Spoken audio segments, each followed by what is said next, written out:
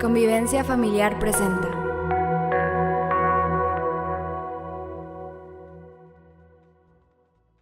Muy bien, pues vamos a continuar con nuestra serie Ecuaciones de la vida. Ecuaciones de la vida, cómo enfrentar los problemas en la vida. Y bueno, iniciamos ahí en Santiago, ¿se acuerda usted? Santiago, capítulo 1, verso 2. Santiago 1, 2. Dice: amados hermanos, cuando tengan que enfrentar problemas, considérelo como un tiempo para alegrarse. ¿Cuál es la primera cosa que debemos hacer para enfrentar un problema? Recibir la alegría del Espíritu Santo en nuestro corazón. Obviamente, ante una circunstancia difícil, ante una angustia, nosotros como seres humanos no podemos producir alegría. No le puedes decir a alguien: oye, pues alégrate, simplemente como una felicidad humana, como una fachada en nuestro rostro, fingiendo que ay, no pasa nada. No es así. Hasta puede ser ofensivo para alguien que está pasando realmente por un problema difícil, un luto o una situación de veras complicada, familiar o de salud. Pero cuando leemos la Escritura y nos damos cuenta que la alegría de la que habla la Biblia es impartida por el Espíritu Santo, es algo sobrenatural que Dios nos da cuando nos relacionamos con Él y nos imparte esta alegría. Y vimos cómo esta alegría que Dios otorga, esta alegría sana nuestro corazón. Esta alegría nos da claridad en nuestros pensamientos, porque nadie puede soportar vivir triste. Nadie puede vivir por mucho tiempo con una tristeza en su corazón, caer en depresiones, en angustias, porque lo puede llevar a situaciones extremas. Pero la palabra de Dios nos dice que en el momento de enfrentar problemas, Dios sí tiene para impartirnos alegría. Y continúa diciendo: siempre que se pone a prueba la fe, la constancia. Número 2, hablamos de la constancia, pero esta constancia que se desarrolla por tener esperanza, una esperanza en Dios, de saber que si Dios nos da una promesa, Dios la va a cumplir. La esperanza en un Dios bueno, en un Dios generoso, en un Dios que está a nuestro cuidado. Y vimos cómo Santiago más adelante nos dice que no nos dejemos engañar por este pensamiento que nos dice que Dios es malo y que nos quiere tener en situaciones difíciles. No, Dios es bueno. Y vimos que la fuente de los problemas puede ser humana o diabólica, pero de Dios descienden las cosas buenas y Dios no cambia. Así que Dios quiere impartirnos alegría, Dios quiere impartirnos esperanza para desarrollar la constancia y permanecer firmes en nuestra fe en Jesús. Y hoy vamos a ver el número 3, cómo solucionar estos problemas en la vida. ¿Quieren saber cuál es el número 3? Se me hace que andan desvelados. Bueno, ese es otro tema. Santiago 1:5. Dice Santiago 1:5: si necesitan sabiduría. ¿Qué necesitamos para resolver los problemas? Sabiduría. ¿Cuántos oramos por lo menos una vez a la semana? Señor, dame sabiduría. O una vez al día, o una vez por hora, se vale.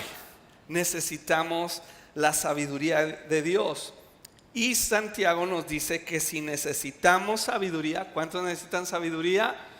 ¿Sí? Bueno, creo que estoy en el lugar correcto. Yo también.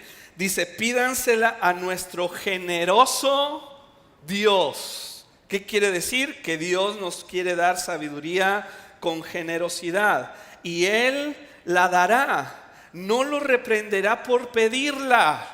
Dios no va a decir, ay, otra vez me estás pidiendo sabiduría. Pues ¿qué no has aprendido? Ya llevas 30 años caminando conmigo. No, todos los días, Señor, dame sabiduría. Pero dice, cuando la pidan, versículo 6, asegúrense de que su fe sea solamente en Dios y no duden, porque una persona que duda tiene la lealtad dividida. Es tan inestable como una ola del mar que el viento arrastra y empuja de un lado a otro. Esas personas no deberían esperar nada del Señor. Su lealtad está dividida entre Dios y el mundo y son inestables en todo lo que hacen. Sabiduría. ¿Qué es la sabiduría? Es esta facultad de las personas para actuar con sensatez, con prudencia y con acierto. Queremos realmente tomar buenas decisiones en medio de los problemas, decisiones que traigan solución. A lo mejor el problema en sí tiene muchos lados, tiene muchas personas que están actuando en ese problema, pero Dios nos puede dar la sabiduría para tomar nosotros una decisión con acierto. Y nos dice Santiago, número 1, Dios es la fuente de la sabiduría. Si vamos con Dios, Dios es la fuente de la sabiduría. Pero dice, asegúrense de que su fe sea solamente en Dios. Nos está poniendo dos condiciones Santiago. Número 1, asegúrate de que tu fe sea solamente en Dios. Y dijimos el domingo pasado que la fe es un fundamento. La Reina Valera dice que es la certeza, y certeza quiere decir fundamento en su original griego. Es un fundamento que se va construyendo y lleva tiempo para construirse. Mateo 7:24, Jesús habló a sus discípulos diciendo, todo el que escucha mi enseñanza y la sigue es sabio, el que la escucha y la sigue. Y dice, le compararé con alguien que está construyendo un cimiento sólido de roca. Y cuando vienen los problemas, cuando soplan los vientos y la tempestad, esa casa, esa construcción no cae, esa familia no cae, ese matrimonio no cae, esa vida no cae. ¿Por qué? Porque está siendo edificada sobre un fundamento, y este fundamento es la palabra de Dios. Pero no únicamente oír la palabra de Dios, dice que es escuchar y seguir la enseñanza. Por el contrario, cuando escuchamos la enseñanza, adquirimos la información, pero no la seguimos, no la ponemos por obra, dice, voy a comparar a esa persona con un necio. ¿Qué es lo contrario de ser sabio? Ser necio. O sea, no es ser ignorante, porque el necio conoce. El necio sabe, el necio tiene un sentido común, pero el necio, como dice el dicho, ve la tempestad y no se hinca. Dice, no me va a pasar nada, yo puedo hacerlo como yo quiero y voy a salir adelante con mi experiencia, con mi fuerza, con mi talento. Y dice Jesús, ese es un necio que construyó su vida sobre la arena, y cuando vinieron los problemas se destruyó. Entonces, nuestra confianza debe ser únicamente en Dios, y esto se muestra teniendo el fundamento de su palabra. Usando otras palabras, Santiago está diciendo, cuando le pidan sabiduría a Dios, asegúrense de estar dispuestos a escuchar para seguir las enseñanzas de Jesús, aunque no les guste la respuesta. Porque le pedimos sabiduría a Dios. Señor, dame sabiduría. Y créeme, Dios nos va a contestar. Pero a veces nos contesta y no nos gusta la respuesta.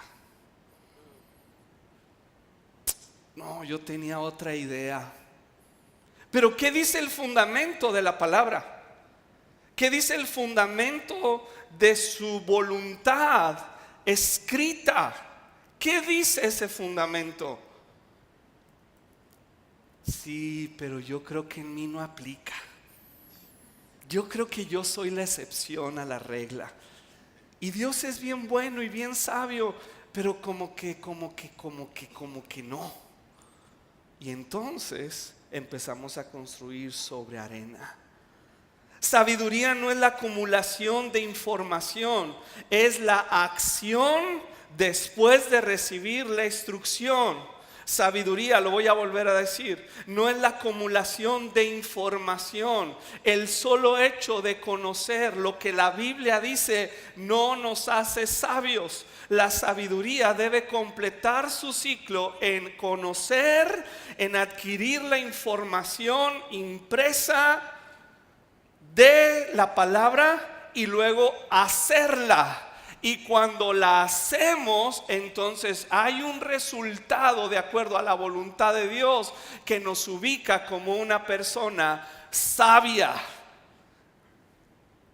Hay una escena en Jeremías 42, no hay mucho tiempo para ahondar en ella, pero en Jeremías 42:1, después de que Nabucodonosor se llevó cautivo a muchos de Judá al exilio, dice que algunos líderes, verso 1, 42:1, ahí lo tenemos, algunos líderes guerrilleros, incluyendo Jonaán, hijo de Carea, junto con todo el pueblo, desde el menos importante hasta el más importante, se acercaron a Jeremías el profeta y le dijeron: por favor, ora al Señor tu Dios por nosotros. Como puedes ver, somos un pequeño remanente comparado con lo que éramos antes.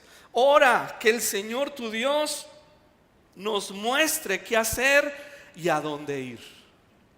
Está bien, contestó Jeremías, oraré al Señor como me lo han pedido y les diré todo lo que Él diga, no les ocultaré nada. Ellos dijeron a Jeremías, fíjense lo que añaden: el Señor tu Dios sea fiel testigo contra nosotros si rehusamos a obedecer todo lo que Él nos diga que hagamos. Nos guste o no, obedeceremos al Señor nuestro Dios, a quien te enviamos con nuestro ruego, pues si le obedecemos, todo nos irá bien. Lo que el Señor nos diga, eso vamos a hacer, porque Él tiene la sabiduría y queremos tomar una decisión sabia, ¿verdad? Cuando los hijos están tomando decisiones, cuando en el matrimonio se tiene que tomar decisiones, en lo económico, en el lugar de residencia, decisiones importantes que van a afectar la vida en los próximos años. Y vamos con Dios y le decimos: Señor, háblame, lo que tú me digas, eso yo voy a hacer. Y el Señor habla, el Señor les habló. Y regresa Jeremías con lo que Dios le habló. ¿Y qué creen? Jeremías 43:1.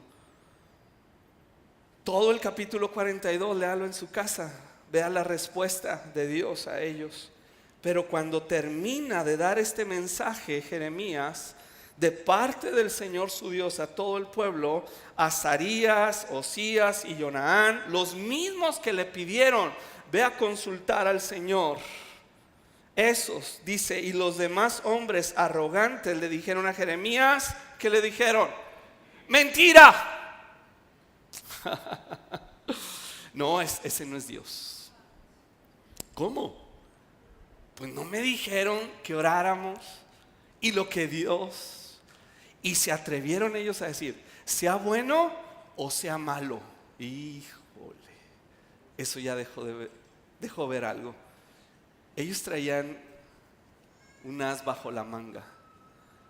Ellos realmente estaban esperando la respuesta para ver si les gustaba. Y cuando reciben la respuesta, ellos dicen: no, no es la respuesta que queríamos. Eres un mentiroso, Jeremías. ¿Qué es lo que querían ellos hacer? Ellos querían irse a Egipto. Entonces viene el profeta y Dios a través del profeta les dice: ¿sabes qué? Quédense aquí. Ellos tenían miedo porque habían matado a un familiar de Nabucodonosor y querían salir huyendo, y Dios dice: no, no se vayan, quédense aquí. Yo los voy a proteger de Nabucodonosor. Yo voy a hacer que regresen los cautivos de nuevo. Quédense aquí. Y ellos dijeron: no, ya teníamos planes para irnos a Egipto. Mentiroso Jeremías. Agarran a Jeremías y se lo llevan a Egipto. Por eso es el profeta llorón. Jeremías está en Egipto y dice: ¿qué estoy haciendo yo en Egipto? Porque ya tenían un plan determinado. Así que a veces vamos con Dios y Dios nos habla, pero nuestro fundamento, si no es solamente Dios y realmente lo que Él nos dice, cuando nos habla y no nos gusta, vamos a tomar la decisión que ya habíamos determinado. Se fueron a Egipto, para hacer la historia corta, se fueron a Egipto. Nabucodonosor los alcanzó en Egipto y se los echó, para acabar pronto. Juan 14:6 dice Jesús: yo soy el camino, la verdad y la vida. Nadie puede ir al Padre si no es por medio de mí. Si determinamos que Jesús es el camino, la verdad y la vida, y Él es nuestro fundamento, y vamos a su palabra para saber tomar sabias decisiones, conducir con sabiduría nuestro matrimonio, a nuestros hijos, nuestras finanzas. Ahí está en la palabra. Ahí hay instrucciones específicas de cómo administrarnos, instrucciones específicas para salir adelante en la vida. Pero cuando estamos condicionados por nuestra sociedad, por nuestra cultura, por nuestra herencia familiar, y decimos: no, yo voy a hacerlo como a mí me enseñaron, no voy a usar el fundamento de Dios. Entonces, cuando le pedimos sabiduría a Dios, Dios dice: no. ¿Por qué? Porque tu fundamento no es la palabra. Así lo dijo Santiago: pídasela a Dios, Dios la quiere dar con generosidad, pero para recibirla, asegúrese de que su fundamento sea la palabra. Y número 2, dice Santiago: y no duden. No duden. La duda tiene que ver con tener otras opciones.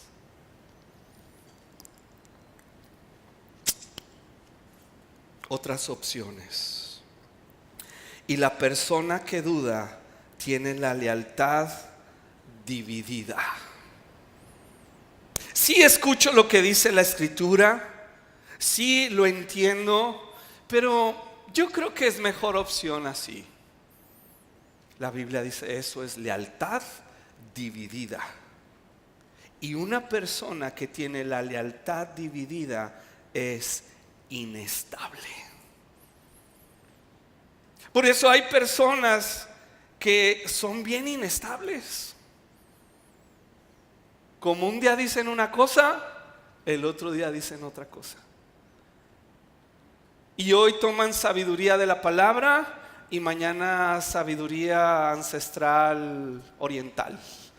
Y otro día el horóscopo, y el otro día a ver qué profeta del Facebook dice, y a ver qué nueva revelación. No, es la palabra. ¿Qué me estás diciendo tú en tu palabra, Señor? Maridos, amen a sus mujeres como Cristo amó a la iglesia y se entregó a sí mismo por ella en la cruz del Calvario. Eso es Biblia. Gracias por ese sí. No, pero es que tú no sabes. No, yo no sé. Yo sé tan poquitas cosas, de veras. Pero este cimiento me dice que si quiero ser sabio, la trate como Cristo trató a su iglesia y se entregó por ella en la cruz del Calvario. Que la trate con sabiduría y como un vaso frágil, y le dé honor como a coheredera de la gracia divina. para que mis oraciones no tengan estorbos. ¿Y qué dice este cimiento que me da sabiduría? Que mujer, te tienes que sujetar. Sujetar. Sujetar no es vivir bajo el pie de opresión. Sujetar es sujetarte a ese amor sacrificial. Porque viene la tempestad y mira, no. ¿Por qué? Porque estás sujeta a ese amor. Al amor que te protege, que te cuida. Sí, pero yo veía a mi mamá que le hablaba así a mi papá. Y lo ponía en su lugar y pues está bueno. Pero Dios no va a otorgar más sabiduría. Y entonces hay inestabilidad en los hogares. Inestabilidad. ¿Por qué? Porque la lealtad está dividida. Lealtad habla de devoción. Es el centro de nuestro afecto a Dios. La lealtad tiene una virtud consistente en cumplir las normas de fidelidad, de honor y de gratitud hacia Dios. La lealtad es un principio. La lealtad tiene un principio. Nunca le damos la espalda a Dios y a su palabra. Yo tengo la fe de que si Él me dice en su palabra que yo haga esto, yo sé que el resultado va a ser el que Él me dice. Aunque en el proceso si tenga yo dudas en mi corazón como ser humano y no tenga una respuesta inmediata y un alivio inmediato, yo sé que al construir este cimiento voy a llegar a buen puerto. Mi casa va a prevalecer sobre las tempestades. ¿Por qué está íntimamente ligada la sabiduría de Dios con la lealtad? ¿Por qué está íntimamente ligada la sabiduría de Dios con la lealtad? Porque la sabiduría de Dios no son conceptos. La sabiduría de Dios es una persona divina, se llama Jesús. Primera de Corintios 1:24, en su segunda parte dice: Cristo es el poder de Dios y la sabiduría de Dios. Nosotros como cristianos no manejamos conceptos. Nos relacionamos con una persona divina, quien es el poder, la sabiduría, la resurrección. Él es todo. Y si yo soy leal a esa persona divina, entonces la sabiduría va a ser impartida. Así como la alegría es impartida, también la sabiduría es impartida por mi lealtad y compromiso hacia esa persona divina y lo que Él me enseña a través de su palabra. Primera de Corintios 1:30.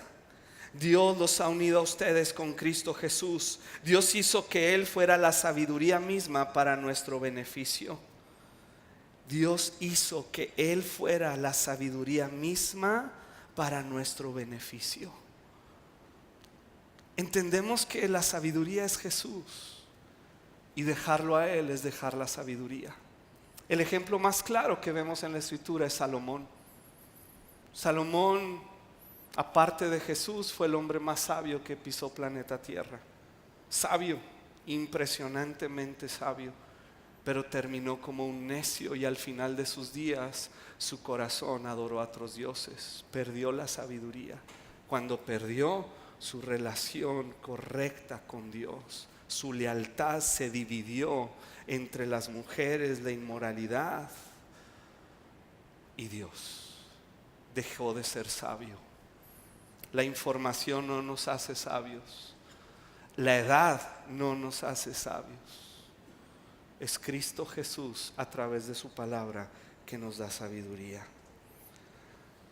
Romanos 1:21 nos dice: es cierto, ellos conocieron a Dios, pero no quisieron adorarlo como Dios ni darle las gracias. En cambio, comenzaron a inventar ideas necias sobre Dios. Como resultado, la mente les quedó en oscuridad y confusión. Afirmaban ser sabios, pero se convirtieron en completos necios. ¿Por qué? porque no quisieron adorar a Dios ni reconocerlo. Sabiduría está íntimamente relacionada con adoración. Íntimamente relacionada con adoración, porque la sabiduría es una persona, es Jesús. Y si adoramos a Jesús y nuestra lealtad está con Él y con su palabra, Él va a impartir sabiduría específica para tomar decisiones específicas. ¿Cómo desarrollamos esta lealtad hacia con Dios para no tener una lealtad dividida y poder recibir esta sabiduría? El Salmo 111 verso 10 nos dice, Salmo 111, 10: el temor del Señor es la base de la verdadera sabiduría. El temor de Dios. ¿Qué es el temor de Dios? Así definiéndolo muy sencillo, es tener una conciencia de su presencia. Él está conmigo. Y si yo tengo esta conciencia de que Él siempre está conmigo por el Espíritu Santo que Él ha hecho morar en mí, entonces yo voy a tener un temor de no actuar en formas que le ofenden a Él, de tomar decisiones contrarias a su voluntad. Y cuando yo voy desarrollando este temor, esta conciencia de su presencia en adoración, en una lealtad hacia su palabra, créeme, la sabiduría va a venir sobre tu vida. Dios te va a exaltar aún en los trabajos. Yo sé que la competencia es dura, en los negocios es dura la competencia y necesitamos la sabiduría de Dios. A veces la inteligencia de cómo tomar una decisión para ganar un contrato, para llevar a cabo algo que Dios está poniendo en mi corazón, y sabiduría para saber por qué me está llevando a tener esa prosperidad. Este también es sabiduría de Dios. El temor de Dios es estar consciente de su presencia en todo momento. Jacob, allí en Génesis, no hay tiempo para verlo, pero cuando sintió la presencia de Dios, dijo: este es un lugar terrible. Este lugar es la casa de Dios. ¿Y qué fue lo que hizo? Se levantó y adoró. Adoración, temor de Dios, sabiduría, todo está ligado. No podemos dividirlo en nada más adquirir información. Está íntimamente ligado con la persona de Jesús. Ahora, para terminar, vamos a ver qué es sabiduría y buen juicio. Cómo estos conviven entre sí. Sabiduría es entender. Sabiduría y buen juicio. Sabiduría es entender la voluntad de Dios. Buen juicio es cómo hacerla. Sabiduría, de nuevo, es entender la voluntad de Dios, y buen juicio es cómo hacerla. Proverbios 4:5 nos dice: adquiere sabiduría y desarrolla buen juicio. Adquiere sabiduría, pero desarrolla buen juicio. ¿Cómo es esto? Vamos a poner un ejemplo. Lo que ya dije en Primera de Pedro, capítulo 3, verso 7. Ustedes, maridos, igualmente vivid con ellas, con sus mujeres, con su mujer, su esposa, sabiamente, dando honor a la mujer como a vaso más frágil y como a coheredera de la gracia de la vida, para que vuestras oraciones no tengan estorbos. En estos versículos vemos la sabiduría de Dios, que es vivir dando honor a nuestra esposa. El buen juicio es cómo, tratándola como vaso frágil. ¿Qué quiere decir? Que no ponemos cargas sobre ella que no pueda llevar, porque se va a quebrar. No se trata de capacidades, son bien capaces, pero aquí dice: si la cargas demasiado, se va a quebrar. Y trátala como a coheredera de la gracia divina. Esto es buen juicio. Dale lugar de respeto, de honor ante tus hijos, ante los demás. Sabiduría y buen juicio. Tal vez no estás casado o casada, pero aplica los principios de tratar con honra a las personas con las que vives. Muchos de los problemas que tenemos se solucionan en casa cuando nos empezamos a tratar con honra, con respeto. Muchos. Aquí lo dice la Escritura. Y nos tratamos con fragilidad, nos tratamos como personas que tienen un valor ante Dios. No nos tratamos como personas que están mal y no entiendes y no sirves. No, tú eres coheredero de la gracia de Dios y yo te debo tratar con honor y con respeto. De acuerdo a Proverbios, el entender y hacer la voluntad de Dios nos hace candidatos para recibir honra, adornos de gracia y coronas de hermosura. Nuestras oraciones no tendrán estorbo, nuestra vida espiritual crecerá y la presencia de Dios llenará nuestros hogares, porque hay un ambiente de honra, de respeto, de gratitud. Y Dios empieza a otorgar mayor sabiduría. Y Dios empieza a moverse entre nuestras vidas, en nuestros corazones, a cambiar afectos de nuestros hijos, a atraerlos más a Él.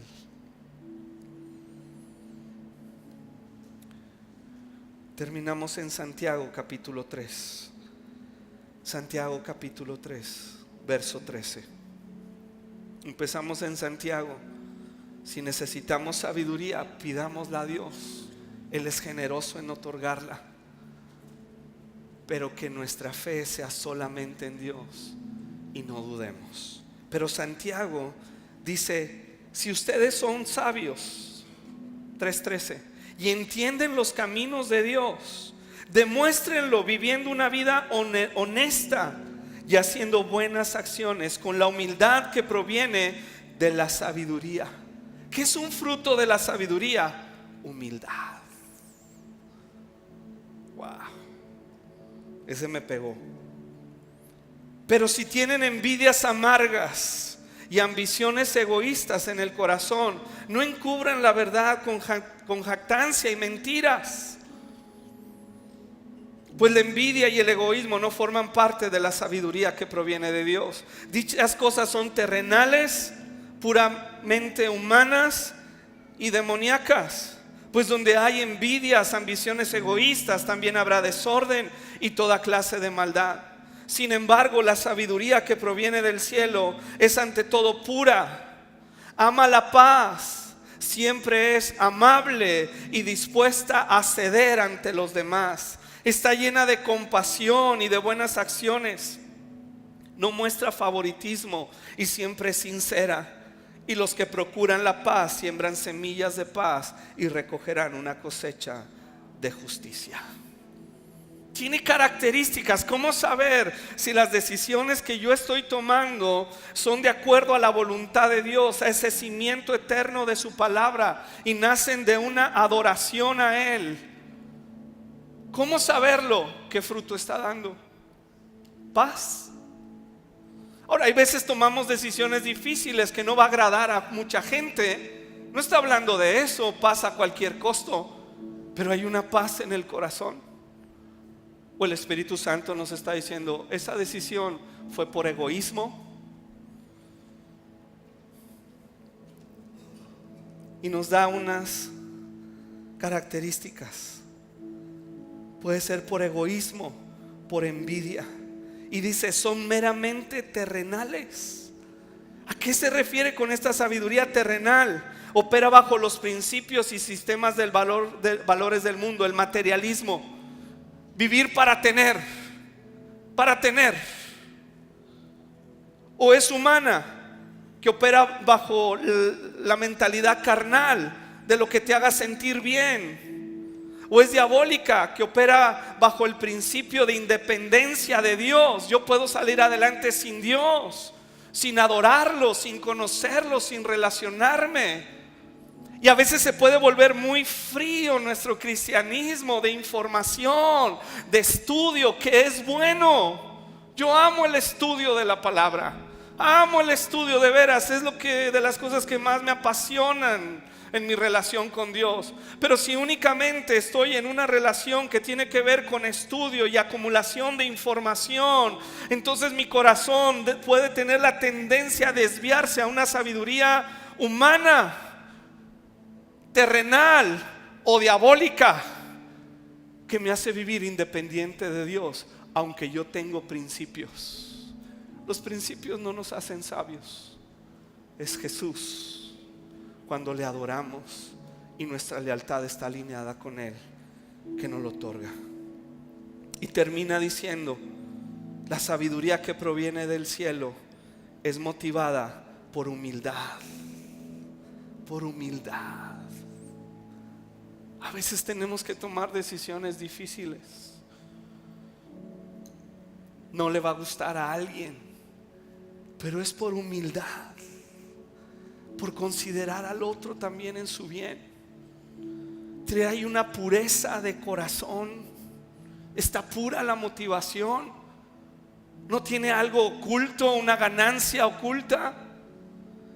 Si viene de Dios, entonces es motivada por amor, por amabilidad, dispuesta a ceder. ¿Qué quiere decir? Que busca una solución, no un culpable. Que está llena de compasión. Aún el Señor Jesús, cuando habla con los fariseos, esta escena terrible en el templo, cuando está diciendo: ay de ustedes, escribas y fariseos. El Señor, en la expresión original de estas palabras en el Evangelio, demuestra que Él está profundamente conmovido, muy probablemente derramando lágrimas de compasión, y que nuestros hijos sientan que nuestra disciplina, corrección, que nuestras reglas del hogar, hay una profunda compasión por ellos. Mijito, para que no te pierdas. No, pero no lo entiendo. No lo entiendes, pero yo tengo que tomar una decisión sabia, de acuerdo a su voluntad. Pero está nacida de amor, de humildad, de pureza, de amabilidad, de buenas acciones. No muestra favoritismos y siempre es sincera. Pero sincera con amabilidad. No daña los corazones, pero se dice lo que se tiene que decir. Se toma la decisión que se tiene que tomar. ¿Por qué? Porque el centro de nuestra sabiduría es Jesús, es una persona, y yo quiero adorarlo en mis decisiones. Por eso la Escritura dice: Él busca adoradores en espíritu y en verdad. Mi decisión sabia, de acuerdo a tu voluntad, causará una alabanza a tu nombre. Eso es lo que yo quiero. Y el fruto lo veré en mi vida, en mi familia, en las cosas que tengo que hacer. ¿Necesita usted sabiduría? Póngase de pie en esta mañana. Si usted dice: yo necesito sabiduría, yo necesito sabiduría y necesito buen juicio. No solamente entender la letra de la Escritura, pero saber cómo aplicar los principios. Pero principios basados en una adoración, en una entrega de mi corazón hacia Dios. Señor, necesitamos sabiduría. Necesitamos tu sabiduría, no la humana, no la terrenal, no la diabólica, sino la que desciende del cielo, la que tú otorgas con generosidad. Pero queremos alinear nuestra lealtad a ti, Señor. Es a ti, a tu palabra, comprometidos en hacer lo que tu palabra dice, Señor, confiando en que tú harás y que el resultado será el que tú dices. No sé el tiempo, los momentos, pero sé que tú lo harás, porque tu palabra lo dice y tú no cambias. Así que, Señor, hoy nos acercamos a ti. Otórganos esta capacidad como Cristo de mansedumbre y humildad para recibir sabiduría. Pídele esa sabiduría a Dios. Dame sabiduría, Señor, en mi matrimonio. Tal vez sea complicado.